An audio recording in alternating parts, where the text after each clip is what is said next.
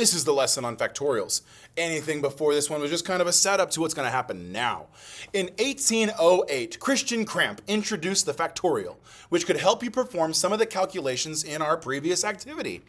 The factorial of n, which you write with an exclamation mark as n factorial, but exclamation mark, is the product of all the non-negative integers less than or equal to n. For example, 3 factorial is 3 times 2 times 1, which is 6. Small number. 6 also has a lot of other significance in mathematics and number theory. It happens to have some very nice properties about it, and it deserves recognition in more than one way. So it's cool we're seeing it as 3 factorial is our example because it's such a powerful number. Okay, question 1a. Calculate each factorial.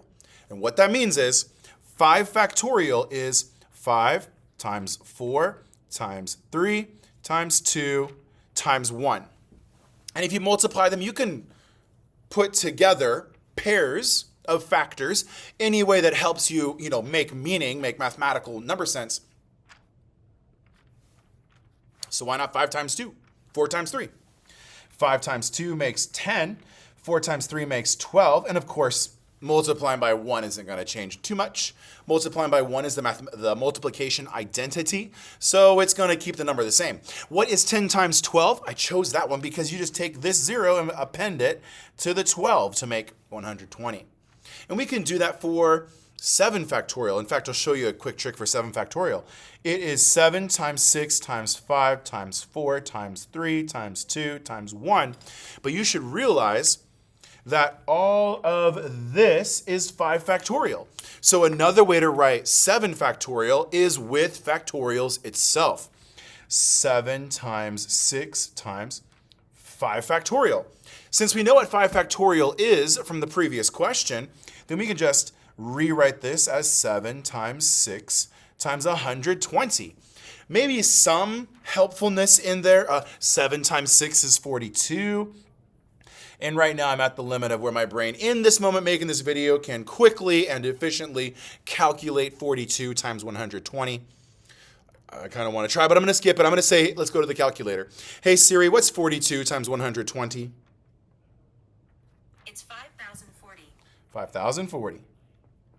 Some of these factorials, by the way, are going to come up an awful lot. So if you want to make a list, and then as you add to that list, we're able to, keep in mind some shortcuts for simplification's sake, like 1 factorial is 1, 2 factorial is 2, 3 factorial is 6, 4 factorial is 24, 5 factorial is 120, 6 factorial is 720, 7 factorial is 5,040, and the list can keep on going. And maybe we'll see some of these like factorials show up, and you could just swap them on with what they're equal to. By the way, I figured what they're equal to because they did 3 times 2 times 1, 4 times 3 times 2 times 1. 5 times 4 times 3 times 2. This is so tricky. It seems to be zoomed in here. Check the video, zoom in out. Let's go for a minute here. So to go from 1 to 2, I'm just timesing by 2. To go from 2 to 6, I'm timesing by 3, timesing by 4, timesing by 5, timesing, what a horrible word, multiplying by 6, multiplying by 7. So every time that I go from a factorial level to its next one up, down, however, it's that number multiplied to the previous factorial.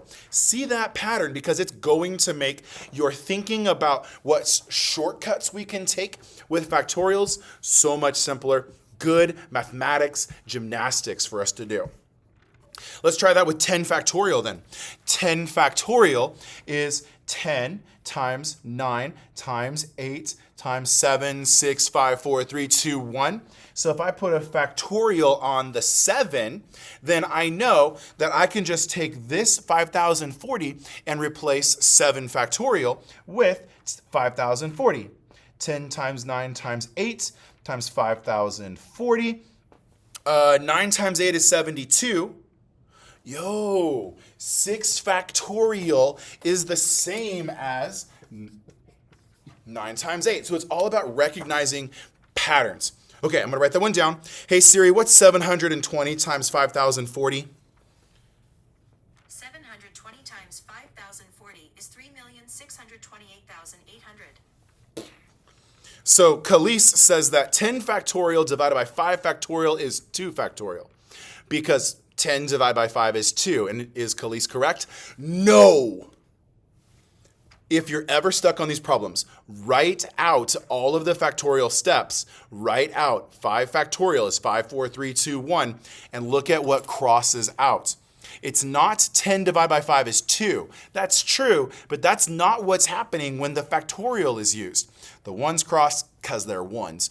The 2s cross, the 3s cross, reduce. The 4s reduce, and the 5s reduce. That leaves us with 10 times 9 times 8 times 7 times 6. It's almost like taking 10 factorial and dividing by 5 factorial is going to give you the rest of 10 minus 5.